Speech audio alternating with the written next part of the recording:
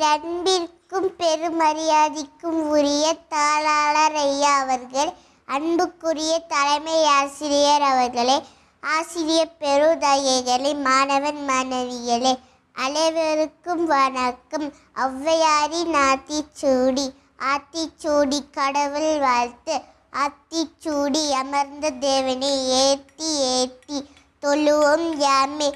உயிர் வருக்கம் அறம் செய்ய விரும்பு. ஆர்வது சினம் இயல்வது கரவில். ஈவது விளக்கில் உடையது விளம்பில்.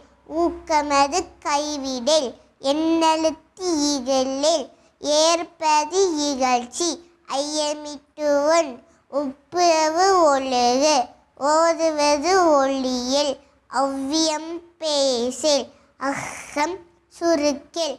கண்டு ஒன்று சொல்லில் ஞம்போல் வளே. நன்றி, வணக்கம்.